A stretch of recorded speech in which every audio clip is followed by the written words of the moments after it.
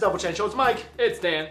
You know, China's last imperial dynasty, the Qing, was founded with a shock. In the 17th century, Manchurian warriors hailing from the chilly northeast breached the Great Wall and conquered the fading Ming dynasty. For the next 250 years, the Manchurians managed to rule over hundreds of millions of Chinese by adopting traditional Chinese culture. Under their rule, China's territory increased threefold, and the empire was widely held in awe by people around the globe. And in the center of the Middle Kingdom is, of course, the Emperor, the son of heaven. Don't you ever wonder what transpires in the daily life of a Chinese emperor? I mean, does he eat some super fancy breakfast and then, head to the gym? Head to the gym. Or maybe just sleep in late, wake up whenever he wants to, and just chill? Well, let's find out, because today we will give you a glimpse into a day in the life of a Chinese emperor, and you can break his day down into three major components.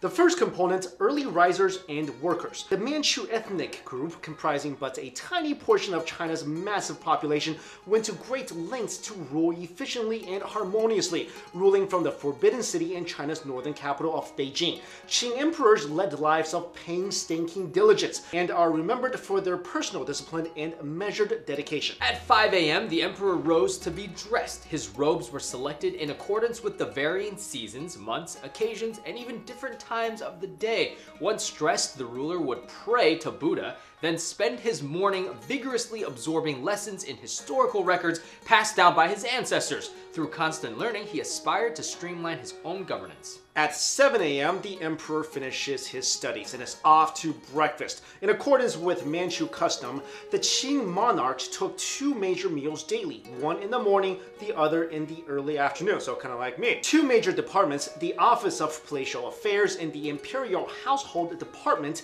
tended to the emperor's diet. Moving on to the second part of the emperor's day, which is focused policy making. The greatest Qing emperors held court early, quickly, and frequently. It was during this time that the emperor announced policy and gave his orders. Officials representing different advisory bodies and government agencies would submit imperial reports to the emperor, which he read at breakfast. He would then choose which men to meet individually with from a list of available officers provided by a eunuch, and then head to court for a 1.5-hour session. Court was only mandatory on a few days of the lunar month, but diligent emperors would hold more frequent sessions, typically starting at 9:30 a.m. Emperor Kangxi saw his officials almost daily. Following the meetings, the emperor, retreating to his palace quarters, would set himself upon his paperwork. A vermilion ink pen designated for him exclusively was used to write and make notes to imperial documents. On busy days, an emperor might stay up late into the night reviewing his executive policy.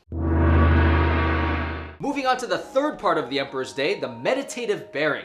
Provided the emperor wasn't so swamped in state affairs, he would likely spend the afternoon reading or enjoying some cultured leisure like painting, poetry, or operas, my favorite part of the day. The emperors went to bed early, usually around 9 p.m, so that they would wake up before dawn the next day. Education and religion were integral to the worldview of the enlightened Qing monarchs, starting from the first emperor Sun Zhi, who established a tradition of daily Buddhist worship. Aside from a morning session, the emperor would spend much of the evening participating in Buddhist prayer. All major rituals, such as those respecting heaven and earth or soil and grain ceremonies, were sure to be attended and led by the emperor personally. The most successful Qing rulers were also highly spiritual men who wrote much about Buddhist cultivation and philosophy. All emperors received classical educations from Chinese tutors. Even their place of residence bore the title Hall of Mental Cultivation. Qing emperors were also accomplished artists. Qianlong was known for his calligraphy skills, and Kangxi, in true Confucian fashion, spent his spare time researching musical traditions from both East and West. Manchus sponsored the arts and culture from an early period in their rule, which no doubt contributed to their success in governing the Chinese. So there you go, guys. That's a typical day in the life of a Chinese emperor during the Qing dynasty, and it sounds kind of mundane. Well, I don't know about you, but poetry, painting, calligraphy,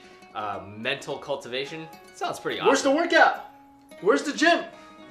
Where's the bench press? I don't think they saw those things as necessarily important components of rule, Mike. Come on. Okay, look, I think these are very, they're talking about the great emperors of Qing Dynasty. That's right. So they all had to put themselves in very strict habits every single day to govern, as a country. I really like the fact that these Qing rulers, they really paid attention to the arts and culture. Imagine if like our presidents and rulers today, they had to like play the piano and write poetry. Like, that's a really, really high task. Yeah, so let me ask you, would you be one of these emperors that was your life? That's your life. You just, every day, you like it, actually. I'll tell you right now, sign me up. So let me ask you, Mike, I would rather be one of these Qing Dynasty emperors. What about emperors that practice martial arts?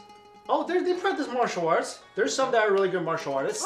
Some say Qianlong was an expert martial artist. Okay. But I'll say this. Yeah. I'd rather be like a wandering martial artist in the Jianghu and just be free. Yeah. All right, guys, there's some information for you. Hope you learned something today. Thanks for watching, everybody. See ya. Later.